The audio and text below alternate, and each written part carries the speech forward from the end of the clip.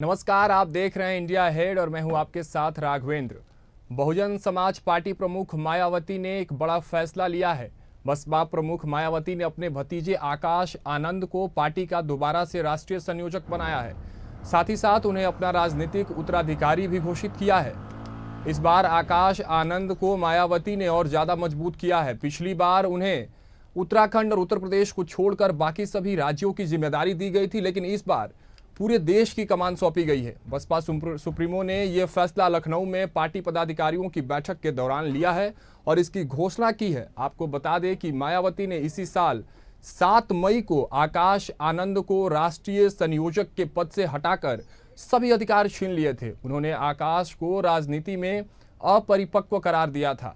साथ ही साथ कहा था कि पूर्ण परिपक्वता आने तक वे इन जिम्मेदारियों से अलग रहेंगे। अब सवाल उठ रहा है कि क्या आकाश आनंद मात्र 47 दिन में ही राजनीतिक रूप से परिपक्व हो गए हैं या फिर मायावती ने हार के बाद सबक लिया है। देखिए, लखनऊ से जब बसपा की मीटिंग होती है, जब ये बैठक होती है, वहां से आनंद के नाम पर फिर से बसपा कहीं ना कहीं मुहर लगाती है और इस मुहर के बाद पूरी राजनीतिक गलियारों में भी कहीं ना कहीं और बसपा के अंदर भी कहीं ना कहीं एक हलचल जो थी वो शांत होते हुए नजर आ रही है। जिस तरह से लोकसभा के रिजल्ट थे इस बार के, जिस तरह से बसपा को करारी हार मिली, एक भी सीट पूरे उत्तर प्रदेश तो छोड़िए कहीं से भी निकाल के नहीं ला पाई इस बार। आपको बता दें कि सिर्फ और सिर्फ एक विधायक भी है पूरे उत्तर प्रदेश विधानसभा में बसपा के। लेकिन हाँ,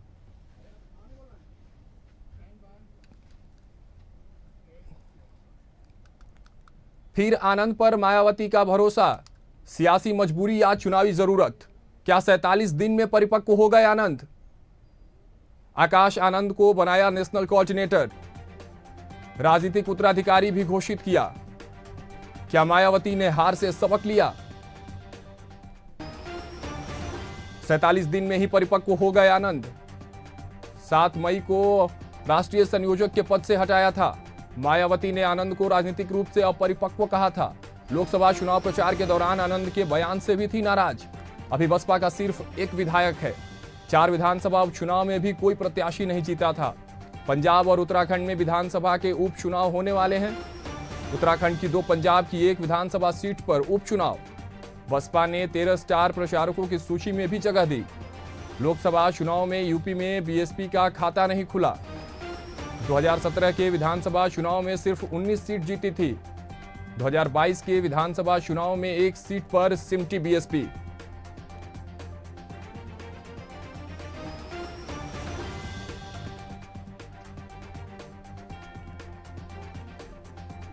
तो ये कहानी है बसपा की। जिस तरह से विधानसभा के बाद लोकसभा में भी करारी शिकस्त मिली, उसके बाद कहीं ना कहीं पार्टी ने ये मंथन किया, ये समीक्षा की और इस समीक्षा के बाद आकाश आनंद पर कहीं ना कहीं मुहर लगाया गया। उनके कंधों पर फिर से जिम्मेदारी दी गई है पार्टी की।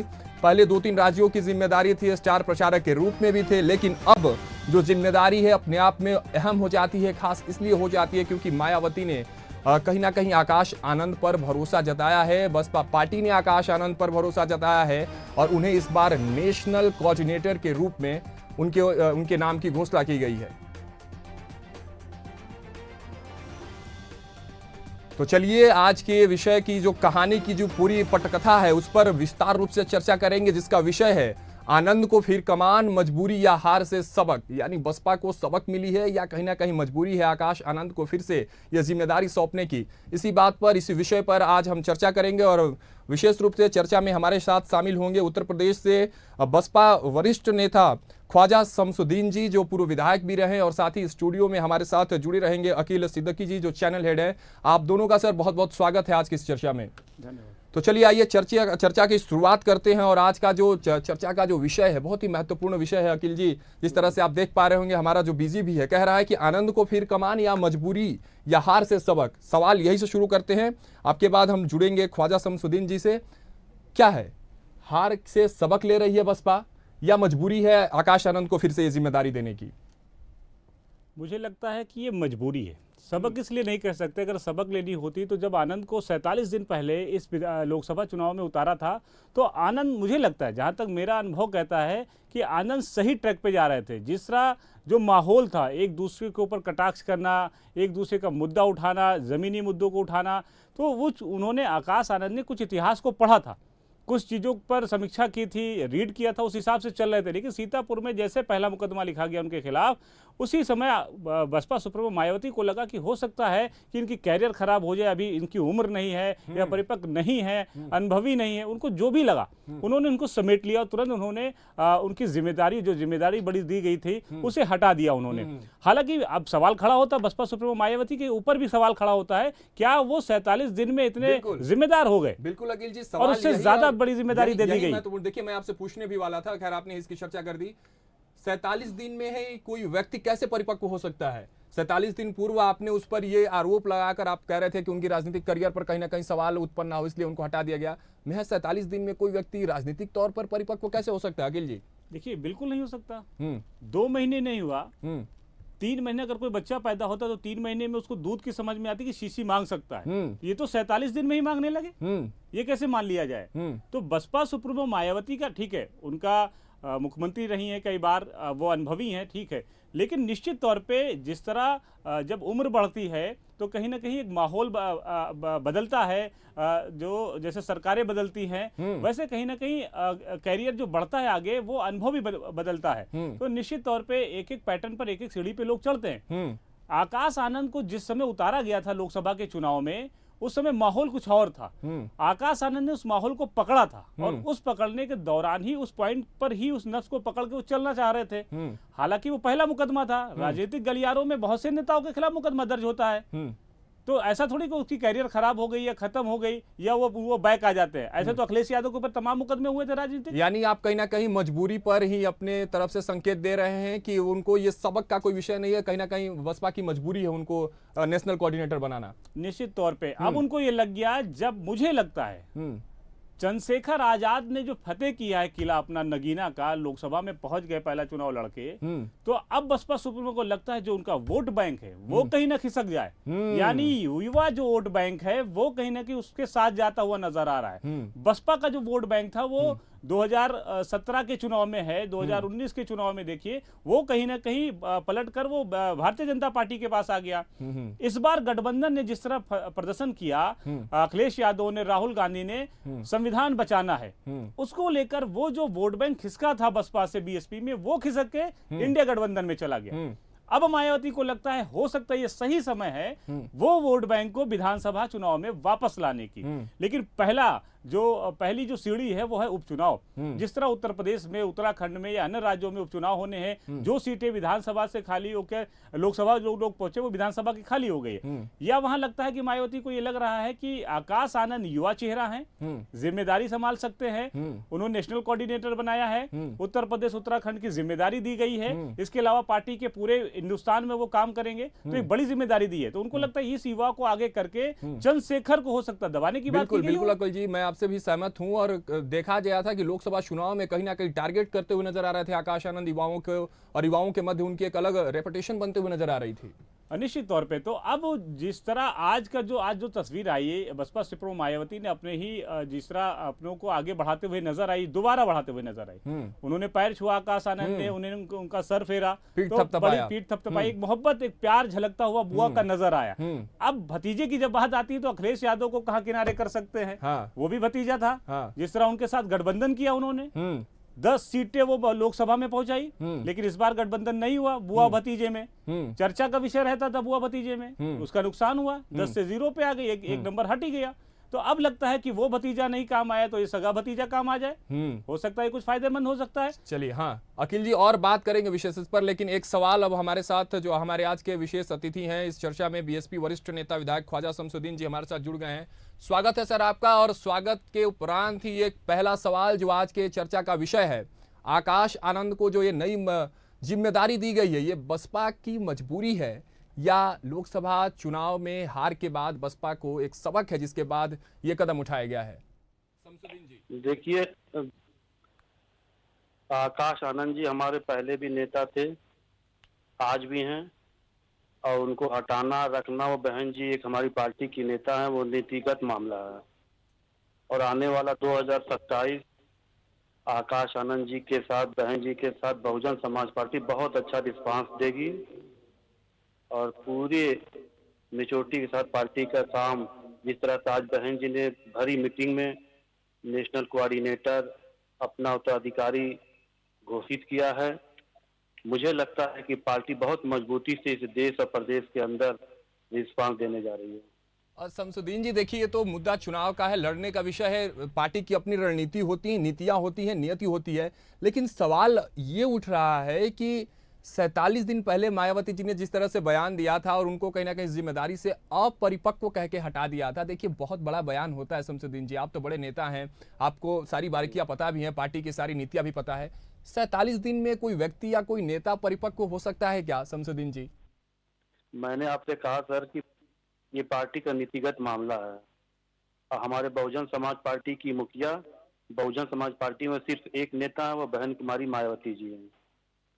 नेशनल कोऑर्डिनेटर उत्तराधिकारी बनने के बाद जिस तरह से आकाश आनंद जी पूरे प्रदेश के अंदर बहुजन समाज पार्टी के कारवां को आगे ले जा रहे थे, बहुत मजबूती के साथ कार्यकर्ता उनकी बातों को सुन रहे थे और सर्व समाज के लोग नेशनल कोऑर्डिनेटर आकाश आनंद जी की बातों से सहमत थे और बहुजन समाज पार्टी के साथ बहुत तेजी से जुड़ने का काम कर रहे थे और कुछ दिन के लिए बहन जी ने उनको रोका था और आज पुनः जिम्मेदारी दिया है। पूरे प्रदेश और देश के लोग आकाश आनंद जी को, बहन मायावती जी को स्वागत करते हैं कि हम लोग उनके नेतृत्व में देश और प्रदेश के अंदर पुनः एक बार 2027 का जो चुनाव आने जा रहा है, हम लोग उत्तर प्रदेश के अंदर अच्छी तादाद में चुनाव जीतने का काम करेंगे।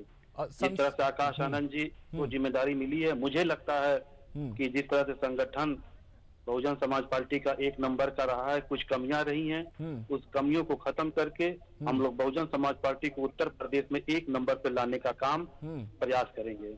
देखिए, ऐसे भी संकेत मिल रहे हैं या कयास लगाए जा रहे हैं, कहा भी जा रहा है ऐसा कि चंद्रशेखर को देखने के बाद कहीं ना कहीं बसपा में भी खलबली मची हुई थी। उनको लगा कि उत्तर प्रदेश का कहीं युवा एक वट के कहीं ना कहीं चंद्रशेखर की तरफ शिफ्ट ना हो जाए। क्या ये भी एक कारण है कि आकाश आनंद को सामने ला दी बसपा?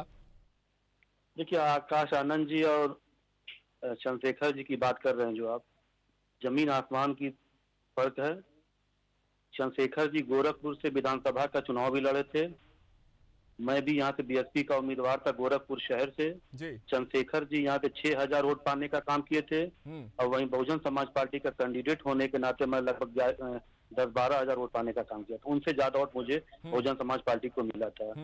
अभी कुछ दिन पहले आपने देखा था कि अखिलेश यादव जी के साथ चंद्रशेखर जी गठबंधन कर रहे थे, उनके साथ घूम रहे थे, लेकिन क्या वजह थी कि फिर वो अकेले चुनाव वहां पर लड़े, ये उनका व्यक्तिगत मामला। लेकिन बहुजन समाज पार्टी का जो कोर वोट है, जो ग्रास रूट का वोट है, वो आज भी बहुजन समाज पार्टी के साथ चट्टान के साथ खड़ा हुआ है। हम बहुजन समाज पार्टी का उत्तर प्रदेश के अंदर या देश के अंदर सीट नहीं मिली, लेकिन वोट का परसेंटेज अगर आप देखेंगे थोड़ा बहुत कम होने के नाते हम लोग पिछड़ गए। वही प्रयास करेंगे फिर पुनः एक बार कि बहुजन समाज पार्टी का जो आगामी का जो चुनाव होने जा रहा है प्रदेश के अंदर, हम लोग ज्यादा से ज्यादा सीट जिताने का प्रयास करेंगे।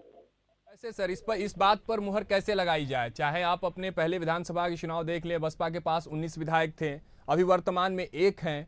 आने वाले समय में क्या कुछ रणनीतियां हैं आपकी? किस आधार पर आप ये इमारत खड़ी कर रहे हैं कि मजबूती होगी, पार्टी फिर से अपनी वो इमारत की ऊंचाइयां छुएगी? क्योंकि अभी के जो आंकड़े हैं वो साफ तो आपके विपक्ष में दिखाई दे रहे हैं शमसुद्दीन जी। देखिए, जो चुनाव हुए हैं ये बहुजन समाज पार्टी के खिलाफ, चाहे वो भारतीय जनता पार्टी रही हो या समाजवादी पार्टी रही, सारे लोग मिलकर बहुजन समाज पार्टी को कहीं ना कहीं नुकसान पहुंचाने का काम किए हैं। कुछ लोगों ने गलत प्रचार किया कि लड़ाई सीधे सीधे बीजेपी या गठबंधन की है और जनता के दिमाग में ये चीज बैठ गया, इसलिए जनता के लोगों ने गठबंधन का साथ दिया, बीजेपी के साथ। लेकिन वो लोगों समझ के अपने आप को ठगा हुआ महसूस कर रहे हैं कि नहीं, अब देश और प्रदेश के अंदर जो संविधान खतरे में, अगर संविधान को बचाना है तो बहन जी को आगे आना होगा। रही बात संगठन को मजबूत करने की, हम लोग सौर समाज के लोग, चाहे बैकवर्ड समाज हो, मुस्लिम समाज हो, दलित समाज हो, उनको फिर एक बार पुनः जोड़ने का काम करेंगे पार्टी के संगठन में लाने का काम करेंगे और उन्हीं के बल पे आगामी 2027 का चुनाव जीतने का प्रयास करेंगे। चलिए शमसुद्दीन जी हमारे साथ बने रहिएगा, सवालों का सिलसिला आपसे भी जारी रहेगा। लेकिन अखिल जी, इनके बाद इनकी ही बात पर एक टिप्पणी मैं आपसे चाहता हूं। जैसे ये कह रहे थे कि लगातार ये प्रक्रिया में है, वीएसपी को नंबर 1 पार्टी बनाएंगे, आधार क्या होगा? क्योंकि अभी की जो आंकड़े हैं, अभी के जो राजनीति आंकड़े जो बता रहे हैं, 19 विधायक पहले, वर्तमान में 1, भविष्य क्या होगा इस पार्टी का? देखिए, शमसुद्दीन कह रहे थे, शमसुद्दीन जी, कि गलत प्रचार किया गया।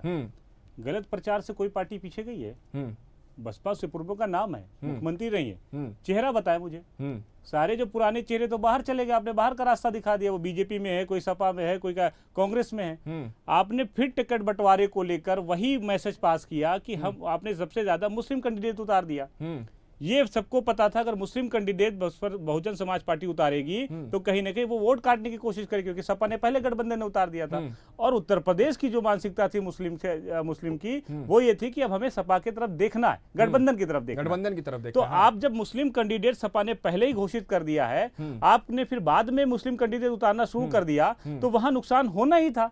इसलिए मुस्लिम का जो वोट बैंक था उस समाज का, वो शिफ्ट हो गया गठबंधन में। बसपा मजबूत थी पश्चिमी यूपी में, अच्छा वोट बैंक है। आप छोटा चुनाव लड़ा के देख लीजिए, सभासद कहो, पार्षद कहो या नगर पालिका कहो, बसपा जीत रही है। आगरा के मंडल देख लीजिए, पश्चिमी पे कई जिलों को उठा के देखिए, अच्छा है रिजल्ट। लेकिन जब बात आती है विधानसभा की, लोकसभा की, तो वहां माइनस हो जाती है। तो कहीं ना कहीं फर्क पड़ा कि आपके पास बड़े चेहरे नहीं है, वो बाहर जा चुके हैं, आप उनको लाने की कोशिश नहीं कर रहे हैं। युवा में बड़े चेहरा युवा को देना नहीं चाह रहे, या पार्टी देना नहीं चाह रही है। तो उसमें ये थोड़ी कह सकते हैं कि हमारे पार्टी को लेकर दुष्प्रचार किया गया, गलत प्रचार किया गया। संविधान को लेकर बसपा सुप्रीमो मायावती क्यों नहीं लड़ी?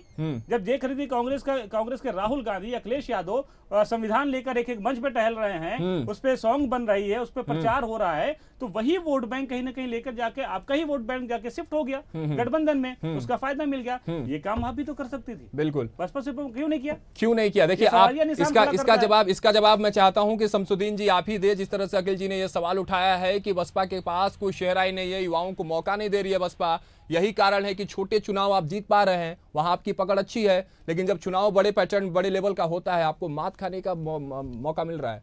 क्यों नहीं मौका मिल रहा है नए चेहरों को, नए लोगों को? बसपा में बड़े नेताओं को आप बाहर क्यों कर रहे हैं शमसुद्दीन जी? मैंने पहले कहा कि बहुजन समाज पार्टी में सिर्फ एक नेता है, वो बहन जी। तमाम समय आते हैं, वृक्ष पे जो है पौधे लगते हैं, फल लगते हैं, पतझड़ होते हैं, फिर नए पत्ती आते हैं, नए पौधे आते हैं, नए फल आते हैं। हमारे वहाँ बहुजन समाज पार्टी में नर्सरी है नेता बनाने की। लोग आए चले गए, कहाँ है वो नेता? काम करेंगे। शमसुद्दीन जी, वो नेता कहाँ है? अगर वो नेता है तो बसपा को वो रिजल्ट क्यों नहीं मिल रहा है? देखिए, पूरा प्रयास हम लोग कर रहे हैं। हमने कहा ना कि जिस तरह से मुस्लिम समाज की इन्होंने बात किया है, समाजवादी पार्टी सिर्फ मुस्लिम का वोट लेना जानती है, टिकट नहीं देती है। इन भाई साहब से पूछिए कि जो अभी कहा इन्होंने कि समाजवादी पार्टी ने मुस्लिम समाज को टिकट दिया है, ये सरासर गलत बोल रहे हैं। जहाँ जहाँ मुस्लिम बाहुल इलाका है, चाहे वो आजमगढ़ हो, खलीलाबाद हो, डुमरियागंज हो, मुरादाबाद हो, इनसे पूछिए कि जहाँ पर मुस्लिम अक्सरियत में है, जहाँ तादाद में है, वहाँ पे टिकट समाजवादी पार्टी नहीं देती है। समाजवादी पार्टी सिर्फ मुसलमानों से दरी बिछाने का काम करती है, कुर्सी लगाने का काम करती है। आजम खान की स्थिति आप देख रहे हैं, सिर्फ इन्होंने मुस्लिम समाज को बेवकूफ काम किया है। और मैं बताऊं कि अगर गठबंधन कांग्रेस पार्टी से ना होता, तो कांग्रेस से गठबंधन ना होता, तो ये समाजवादी पार्टी ऑक्सीजन में चली गई थी, ओटी में चली गई होती। समाजवादी पार्टी कोई पूछता नहीं, इन्होंने गठबंधन कर लिया मौके का देखते हुए। हुजूर, तो आप कर लेते गठबंधन, आपने क्यों नहीं किया? देखिए, ये तो सीधा सीधा आरोप आप पर भी लग रहा है शमसुद्दीन जी कि आपने गठबंधन क्यों नहीं कर लिया? आपने आपके गठबंधन में चाहे लालू यादव जी थे या और अन्य लोग थे, मायावती जी, इंडिया गठबंधन ने आपको मौका नहीं दिया, आपको नहीं। लेकिन आप लोग लेना नहीं चाहे ना। आप लोगों ने कहा कि बहन जी रहेंगे तो हम नहीं रहेंगे, बहन जी आ जाएंगे तो हम गठबंधन से हट जाएंगे, तमाम लोगों ने कहा। अरे तो बहुत लोग आए, बिहार के मुख्यमंत्री आए चले गए, तो क्या गठबंधन खत्म हो गया? नीतीश कुमार के जाने से गठबंधन खत्म हो गया? देखिए शमसुद्दीन जी देखिए शमसुद्दीन जी, अखिल जी लड़ेगी अकेले, अपने दम पे लड़ेगी। अपने देखिए संगठन के बार अपने लोगों के बार साथ लड़ेगी। बार बार शमसुद्दीन जी आप इस बात को दोहरा रहे हैं कि बीएसपी में सिर्फ एक ही नेता है। चलिए मान लिया कि वही एक नेता वटवृक्ष है, लेकिन अकील जी का आरोप है आप पर और आपकी पार्टी पर कि क्या आपको गठबंधन के लिए न्योता नहीं दिया गया था? क्या आपके पास भी तो मौका था, आपने क्यों नहीं उनका दामन थाम लिया और अपने न्योता दिया नेताओं गया को उनके था, साथ लेकिन उतार लिया? तमाम जो गठबंधन में थे नेता, उन लोगों ने कहा कि बहन जी आ जाएंगे गठबंधन में तो हम हट जाएंगे, गठबंधन का सहयोग नहीं कर रहेंगे, इनके साथ नहीं रहेंगे। तो जब आपस में इन लोगों ने लड़ाई किया, इसके बाद हमारे मुखिया ने ये फैसला कर लिया कि बहुजन समाज पार्टी अकेले लड़ेगी देश और प्रदेश में। अच्छा देखिए शमसुद्दीन जी, इस सवाल पर जवाब अब तक मिला नहीं है कि ये आकाश आनंद को जिम्मेदारी जो मिली है वो बसपा की मजबूरी है या हार से सबक लेकर आपने फिर से उनको ये जिम्मेदारी? देखिए महत्वपूर्ण सवाल यही है और इस पर आपका मैं एक टिप्पणी चाहता हूं, फिर अखिल जी आपके पास आऊंगा। इस पर जवाब दीजिए आप शमसुद्दीन जी। मैंने कहा ये सबक भी नहीं है, मजबूरी भी नहीं है। उनको कुछ दिन के लिए रोका गया था, वो पार्टी का नीतिगत मामला था सर। हाँ। और फिर वो पुनः एक बार उनको जिम्मेदारी दी गई है और निश्चित तौर पर मुझे लगता है कि जो संगठन थोड़ा बहुत कमी है उस संगठन में वो लग के पूरे देश और प्रदेश में प्रचार करेंगे, पार्टी को मजबूत करेंगे। और निश्चित तौर से जिस तरह से 2007 में बहुजन समाज पार्टी की पूर्ण बहुमत की सरकार उत्तर प्रदेश के अंदर बनी थी, अब पुनः 2027 में मुझे पूरी उम्मीद है कि बहन जी की सरकार बनेगी। चलिए सरकार बनेगी बीएसपी की, इस पर लेकिन एक सवाल है अखिल जी का आपसे, उस पर आपका जवाब चाहते हैं। अखिल जी। शमसुद्दीन जी जैसे जैसे बोला उन्होंने कि कोई चेहरा नहीं, केवल बसपा से पूर्व मायावती हो। शमसुद्दीन जी, मैं अकील सिद्दीकी, आप बसपा में चाहे वो नसीमुद्दीन रहे हो, चाहे स्वामी प्रसाद मौर्य रहे हो, लालजी वर्मा रहे हो, या बसपा से पूर्व मायावती के साथ में जो सुरक्षा चलती ना, उनसे भी मेरा नाम पूछिएगा। मैंने बहुत करीब से उनको कवर किया है, बहुत करीब से देखा 2008 की सरकार में भी, और 12 के बाद 17 तक भी मैंने उनको, जब तक चुनाव नहीं हुआ तब तक मैंने उसको कवर किया है। बहुत करीब से मुझे लोग वहां जानते हैं। मैं जानता हूं नसीमुद्दीन सिद्दीकी क्या मुस्लिम के चेहरा नहीं थे? बिल्कुल। स्वामी प्रसाद मौर्य क्या चेहरा नहीं थे? लालजी वर्मा चेहरा नहीं थे? तमाम लोग चेहरे थे। लेकिन एक क्यों बाहर चीज निकाला आज गया? के जो समीक्षा बैठक हुई थी अखिल जी, कहीं ना कहीं वहां से खबर निकल कर आई कि मुस्लिम वोटरों पर चर्चा भी नहीं उस बैठक में। क्यों होगी, कैसे होगी? देखिए मुस्लिम क्या क्या इस लोकसभा चुनाव में मुसलमानों को यह समझ में आ गई, भले समाजवादी पार्टी ने कम टिकटें मुसलमानों को दिया हो, किराना में क्या नहीं दिया और जगह नहीं दिया, आपके पास मुजफ्फरनगर की सीट में लेके पहले वो पहुंचे आपके पास, आपने नहीं टिकट दिया, वो फिर समाजवादी पार्टी में चले गए, उन्होंने जीत का हासिल किया। जब वहां पर लोगों को आपने मौका ही नहीं दिया तो वो दूसरी पार्टी में जाएंगे। अब मुसलमानों के वोट को ये पता चल गया था कि अगर हम बसपा में भटके तो यहाँ पर इंडिया गठबंधन कमजोर होगी और बीजेपी मजबूत हो जाएगी। चलिए देखिए इस चर्चा पर कहीं ना कहीं अब समय का भी थोड़ा सा ध्यान रखना है अखिल जी। और शमसुद्दीन जी, आखिरी सवाल और संक्षिप्त में टिप्पणी। डर की बात और मजबूरी की बात हम इसलिए कर रहे हैं क्योंकि आप जब महाराष्ट्र देखते हैं तो एनसीपी में भी देखिएगा अजित पवार और शरद पवार के बीच में जब वो झड़प हुई तो कहीं ना कहीं दो पार्टी वहां से बन के निकली। सपा की बात करेंगे, अखिलेश और शिवपाल में भी जब चाचा और भतीजे में वो कहीं ना कहीं एक झड़प देखने को मिली तो पार्टी बंटने की आशंका थी। एलजेपी को भी नहीं भूल सकते हैं, जहां चिराग और पशुपति पारस के बीच वो लड़ाई थी। इसी लड़ाई और इसी आधार पर हमने आज का यह विषय रखा था, क्या बीएसपी को भी डर था कि बुआ से भतीजा कहीं ना कहीं बगावत कर लेगा? आखिरी टिप्पणी शमसुद्दीन जी और अखिल जी आपसे, क्या इसी बगावत के डर से कहीं ना कहीं उनको ये जिम्मेदारी सौंपी गई है कि कहीं ना कहीं भतीजा भी क्या बुआ से बगावत कर सकता है? क्या यही डर था क्या उनको? शमसुद्दीन जी। बिल्कुल संभव नहीं सर, संक्षिप्त में टिप्पणी जाएंगे देखिएगा। फिर मैं आपको बता रहा हूँ कि पार्टी की नीतिगत मामला था। चलिए आप तो एक ही बात पे को पकड़ के बैठे हैं जिस तरह से नेशनल कोऑर्डिनेटर आकाश आनंद जी पहले काम कर रहे थे, ठीक है, पुनः काम करने के लिए तैयार हैं। ठीक है, आप तो एक ही बात को पकड़े हैं कि ये कई बट वृक्ष है बीएसपी का, लेकिन ऐसे पार्टी विशेष जिस तरह से अखिल जी लगातार आरोप लगा रहे थे, इस पर आपकी टिप्पणी आखिरी लेना चाहते हैं क्या? जिस तरह से महाराष्ट्र हो, उत्तर प्रदेश में अखिलेश शिवपाल को देखने को मिला, बिहार में चिराग पशुपति को देखने को मिला, ये डर था क्या बुआ को कि भतीजा बागी निकल जाएगा? निश्चित तौर पर डर है। जब चाचा भतीजे नहीं एक हो पाए, जो सगा भाई था मुलायम का, तो वो नहीं हो पाए, उनको डर थे, उन्होंने सरकार गिरा दी। जानते थे शिवपाल बाहर जाएंगे सरकार गिरेगी, 5 साल सरकार में नहीं, लेकिन अक्सर को ये पता था हम मजबूत हो जाएंगे। आखिर फिर से चाचा को लाना पड़ा, तब वो जाके कहीं ना कहीं सीटें निकाल पाए।